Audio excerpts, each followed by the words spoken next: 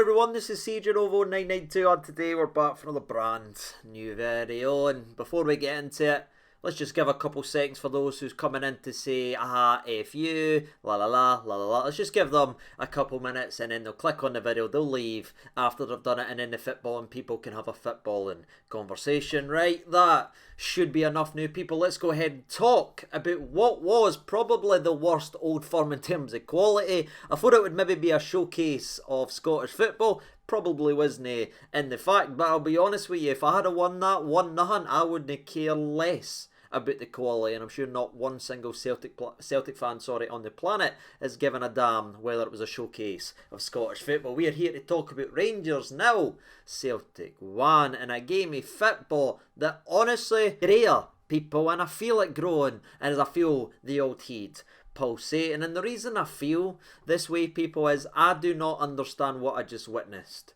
with my eyes. We were at home, people. We had just been scanted versus PSV. How did we start the game? Well, technically we did score in 40 seconds, but it was a mile offside. But that was almost a rare occurrence because the way that it happened, people, was again sitting back deep, hitting long balls.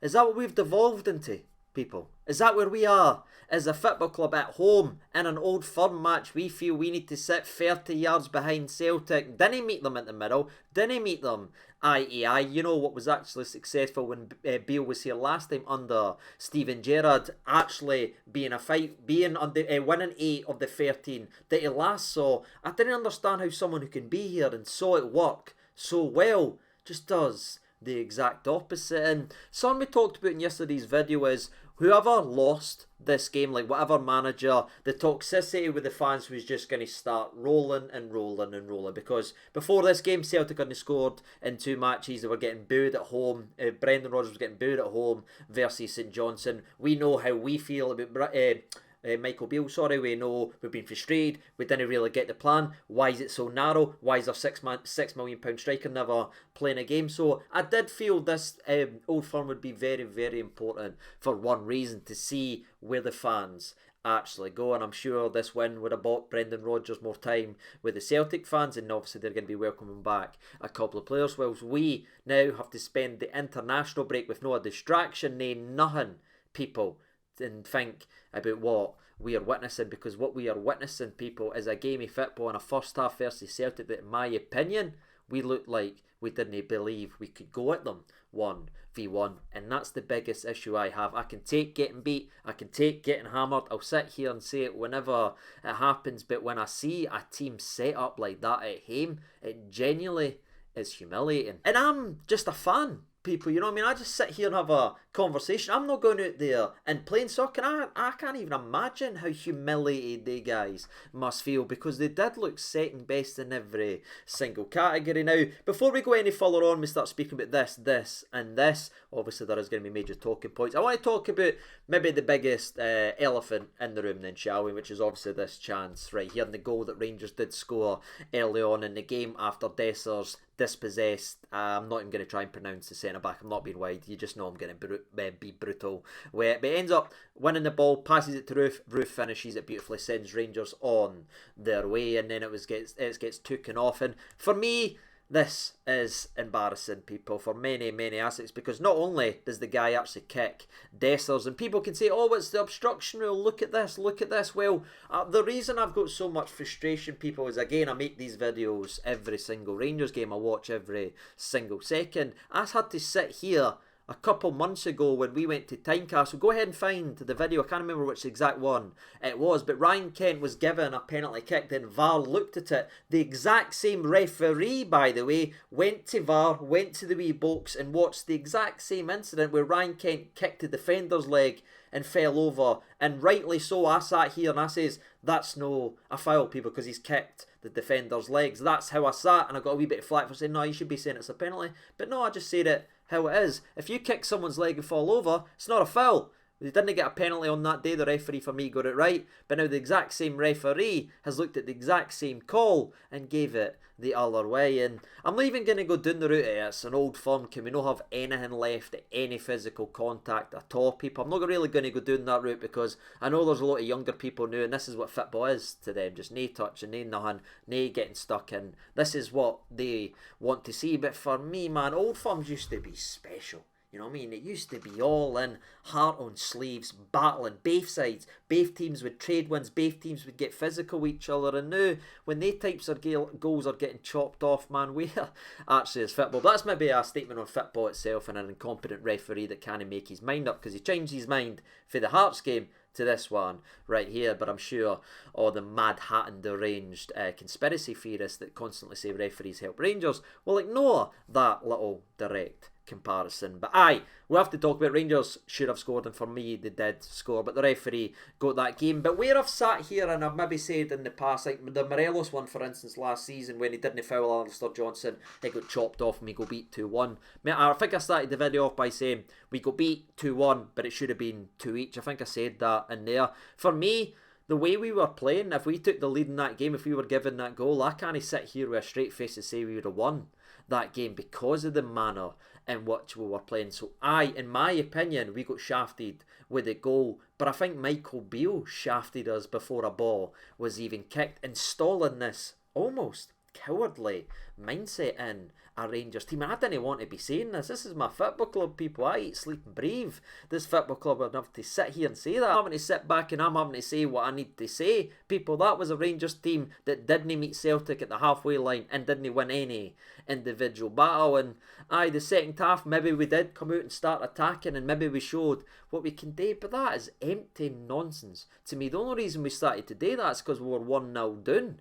People, I didn't imagine if Kyogo never put that in the back of net, we would have came out and played that angrily in the second half, but we were forced into it. We were backed in the corner, so we actually started to come out and are attacking. For me, being at Ibrox, being against Celtic with the opportunity to go top, minus the Motherwell result, I'm not actually sure how that one is gone, but the opportunity to go top of the lead right in front of us, to sit here and come out and play and rely on us going 1-0 behind to actually play attacking football is genuinely embarrassing. And I just didn't get what Bale is going for. I didn't get it. I knew whoever lost this game, it was going to thrive on the toxicity, and I'm obviously going to have to pile some in here as well, people, because I'm so lost. I want to back him, I want to believe him, I really do, people, but I'm just not seeing it.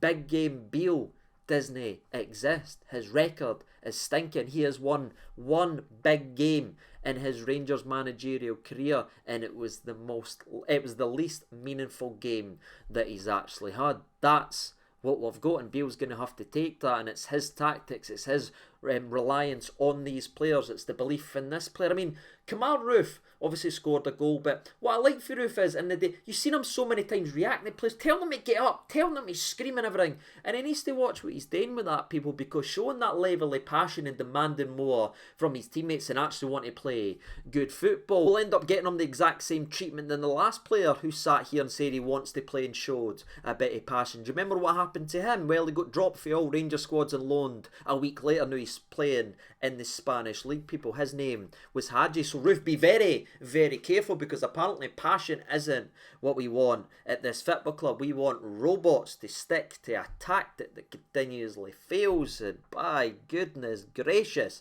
is it confusing. I feel like I've been sold a dream here, people. You know what I mean? Every member of the press and every article that was written about the genius behind Steven Gerrard, you owe me an apology, lads, because you tricked me. You had me sitting here thinking Steven Gerrard was in there doing lunges and just being a front man while Beale done everything. But now I'm sitting here and watching big game after big game, and the tactics and all that aggression that we had built up under the Gerrard team that went ahead and won the league, winning 8 of the 13 old firms during that, all that is gone in every single aspect of the word. And it has me sitting here saying, does Gerrard actually deserve more respect from us as a fan and more credit for what he actually done? Because if this is the genius behind the scenes, people, he's went a wee bit mad. And again, I really didn't want to be saying this because I want it to work out. I wanted it to work out under G. I wanted it to work out previously. Every Rangers manager obviously want to see do well, because if they do well, I do well, and I'm not sitting staring at the steel and wondering why we can't play a £6 million striker. What was the point in that? But aye, I just need to say what I see, and that's what I'm doing right now. There's no point in me pandering and telling you and being like, oh, bury my head in the sands. That's nonsense, people. This is a mess right now. It really is. And the Danilo thing is also a mess, and that kind of leads us into the game reaction, because Dessers, it's weird, right? Because he did technically create 2 goals. One of them he was miles offside when he set Rabi, so I'm not going to give him too much credit for that one. But he was up against 2 very inexperienced centre-halves, especially in this fixture. And without me seeming maybe big-headed or anything like that, that for me is the worst centre-back partnership I've ever seen for Celtic play at Ibrox. You could agree or disagree. You maybe throw in the names of Shane Duffy and everything like that. But I'm talking about as a 2. They were tackling each other. They were jumping into each other. If Dessers here had even one skill point on pace, if you catch my drift, people, he'd have been in 6 or 7 times. But the guy's an absolute cart horse right now. And what's weird about it, people, is we talked about his lack of pace in the player preview video, but in my video I thought we'd be linking off him and have people running in and maybe playing 2 up front. We're sitting back hitting long balls to a boy that can't run. Do you see what I'm saying when I say it's mental? Because there were so many chances to get in behind, but we're playing a guy that isn't his game at all. And aye, the Danilo thing is very interesting, because it's not just the fact that we paid £6 million for a striker who's not getting to start meaningful games or start any game. Actually, if you go and look at it, it's the fact we spent £6 million on a striker and we're putting him and forcing him out of position that's making him look worse than he is playing on either wing. Yes, I said in the player profile that he can drift anywhere he wants and link up play, but that's from the central position. He goes out there, but then he's back in centre. But asking a £6 million striker to play left wing to facilitate for a striker who's not scoring goals is just another strain of madness. And you might think I'm going off the top here and absolutely making stuff up, but this is what I'm needing to watch. I'm needing to watch a narrow 4-3-3 where we're playing people constantly out of positions, the midfield's non-existent, and our best striker no get to play football. That is where we are. Oh aye, where was I? The game recap. Right, we started the game, we put the ball in the back in 40 seconds in. It was a mile offside, there's nothing to talk about here. But then the game was dreadful, people. And I think that for both sides as well. Like, Callum McGregor's a fantastic player. We've talked about it before, and you just gave him time. When we beat them 3-0 last season, we had someone on him the entire game, and I know we put Kamal Roof on him in the second half, 1-0 down. Kamal Roof is a striker, Bale. He's no a CDM. Why are we putting him on Callum McGregor? Again, I'll no get into it. But McGregor was just pulling the strings, but there was just such a lack. Maybe, I wouldn't say, is it passion that's no there? Because it just seemed like both teams were just kind of going through the motions, people. It was slow, it was passive, and the only person that was really adding quality to the game for me was Callum McGregor. He fired a good ball down for a banner, whipped a decent cross in where Kyogo should have got a touch on it. But again, everyone get good and actually energised anything in this game came for Callum McGregor in the middle of the park. And I didn't want to be sitting here saying this, people, but he's putting in the types of performances, especially against us in this game, that we should be expecting for Raskin. Raskin should be doing the exact same job. They've got the exact same role, the orchestrator. Honestly, was there any sound at all coming from wee Raskin today? He was just overrun, out of place, safe and passive. And aye, that's just not like the wee man who again has maybe lost confidence because he is just completely abandoned in the middle of the park with this weird formation that we've got. But we've took one of our best players and we're making him look distinctly average. Right, well, the money spent on attacking talent that started the game on the bench. Only 3 new summer signings started, people. You know what I mean? We've got to bed players in, and that for me is just another example of how safe and boring we actually are. We just didn't ever pull the trigger on anything. I mean, you look at Alistair Johnson for Celtic. Now, you might need to correct me in the comment section below, but I'm pretty sure his debut actually came against Rangers, like just flung right into the deep end, and he's been good for them. That's just taking a good player and putting him in. They've done the same with Hatate, they've done the same with Kyogo. There's no bedding in. I mean, the first game that Raskin and Campbell were both here, we didn't start them because they needed to be bedded into the fixture. Everything about this club is safe, people, and it's miles off where football actually is. And that might just sound like me moaning for the sake of it, but it's just an example of just where our mindset actually is. We made all these summer signings, 3 of them started. One of them is a goalie that we had to actually sign, and I thought he had another good game, by the way. And the other one that started of the 3 people was Sterling, who had to start because of injuries to other people. Every other player that we signed for money sitting on the bench because we're unwilling to drop these players right in to the deep end. And safe and cautious brings absolutely nothing. And talking about nothing, John Souttar does his sort of John Souttar thing that he's been doing. People, alright, he has good moments in games, but you know what actually matters? The biggest moments in games. It's alright being good for 70 minutes, people, but it's the moments you're really judged on as a Rangers player. And he tries to take it a wee walk here, runs right into 2 Celtic players, flops like a fish. It's never a foul. I know people's complaining, oh, it was a foul. It's not a foul. He just falls. People. If I can say the Celtic players fell over when he's kicked Dessers, it's exactly the same for Souttar. They pass the ball to, I believe it's Kyogo, and Kyogo ends up passing it down, having a shot, that Connor Golton expertly and unbelievably stops on the line. He bails Souttar out. He bails us out with that one with a phenomenal slide challenge. Then the ball comes back in and Golton's end up needing to be big again with another clearance. Souttar still not into the box for the cross 38 seconds after he fell over. And I'll say it right now, people, John Souttar's extremely lucky his name's no Ben Davies with the way that he's been playing and conceding goals during that side, or nobody would be handling it. But again, his name's John Souttar and not Ben Davies, so everyone actually ignores it. And I'm not just picking on John here. I thought Goldson, despite the 2 magnificent bits of defending, was all over the place. And that as well, kicking balls to nobody. Tavernier was a ghost. Sterling I thought was the best of the back 4. And guess what? He's the newest man of the back 4. It's weird that, when you actually add a bit of fresh injection and fresh ideas and know people that's been beaten and badly scarred by this in the past, actually having players to go out there and show a bit of energy and enthusiasm. It's no surprise that young Sterling was the best of the back 4, in my opinion. And I'm not sitting here saying he was great or anything like that. Barra's a very hard man to match, but did he do it better than every other player? For me, by miles. Never misplaced the pass, never gave it away, never put our team under pressure, and that's something I can't say for the other 3 in the defence today. Now, we've already talked about the 28th minute, which happened obviously after Kyogo should have played it to Abada, by the way, with Golton clearing it off the line. We know what happened in the 28th minute. Dessers wins the ball, the boy kicks him, the boy flops, they run through the score and ends up getting disallowed. I've already voiced my opinion on the elephant in the room, people. Would it have changed anything on the day?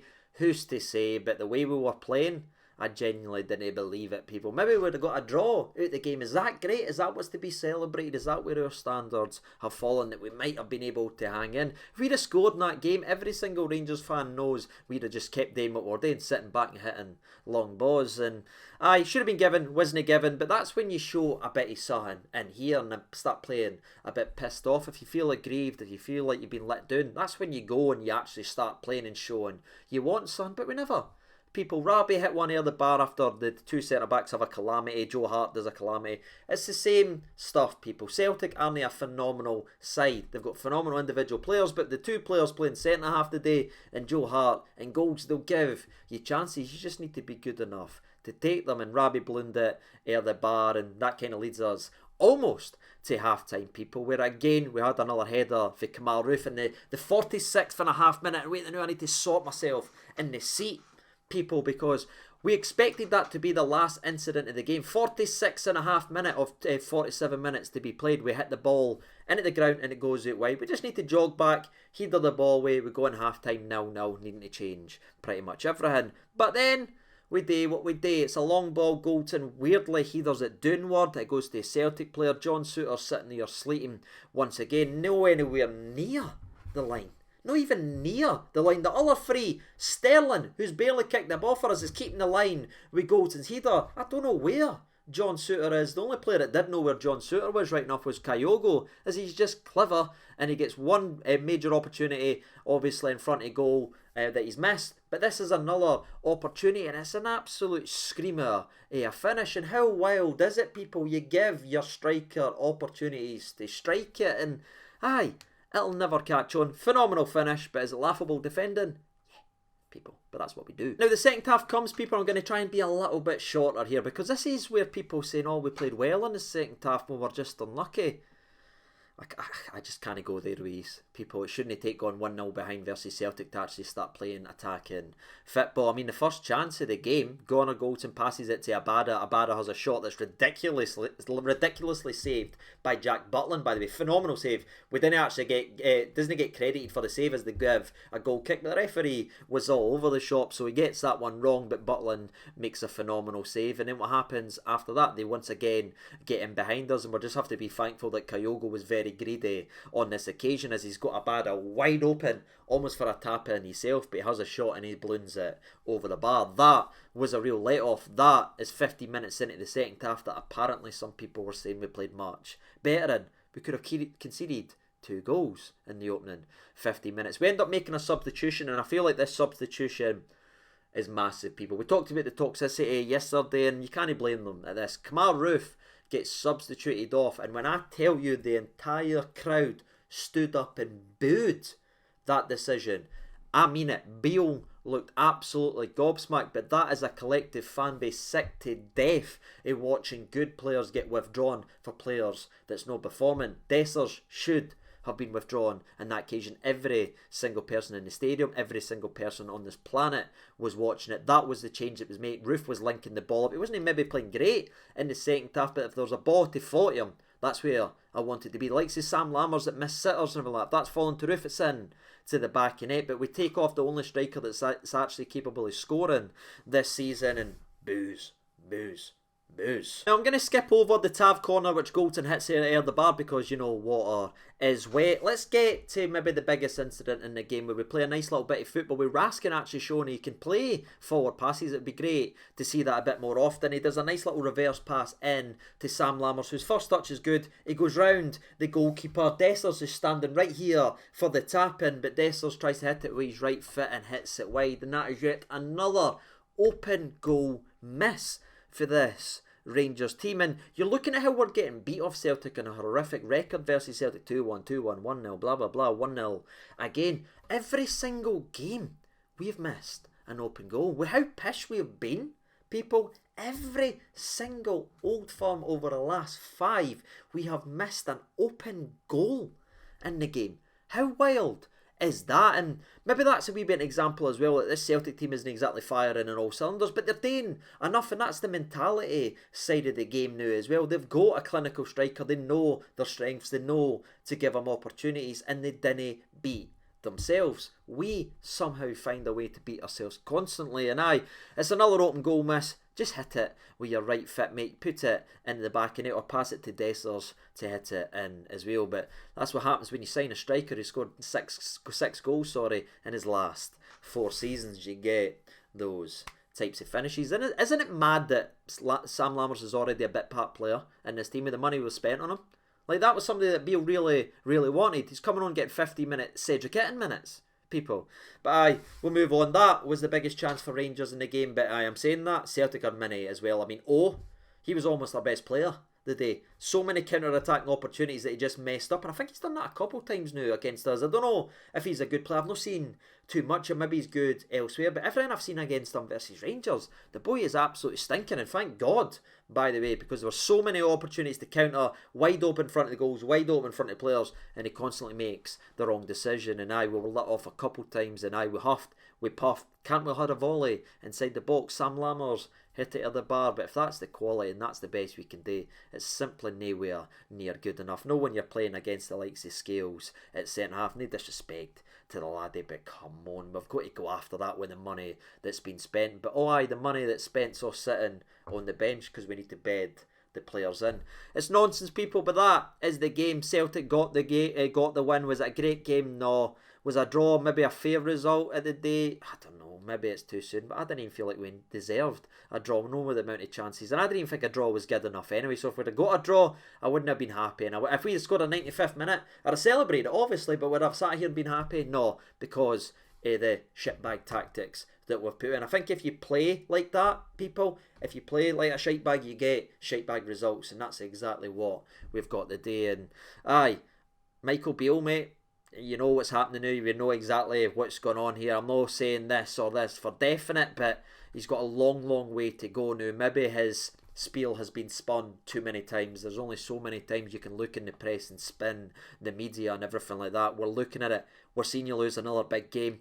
We're lost at the tactics. The players you brought in is no coming, and you've had more money since Dick Advocaat as a Rangers manager, and 7 of them isn't playing. It's baffling, people. There's an absolute mess right now at the Rangers Football Club. I know we lost 1-0 to Celtic, but this over the next 2 weeks is an absolute mess. And we'll just have to wait to see what truly happens. What do you think should happen? Let me know down in the comment section below, and of course let me know about the game.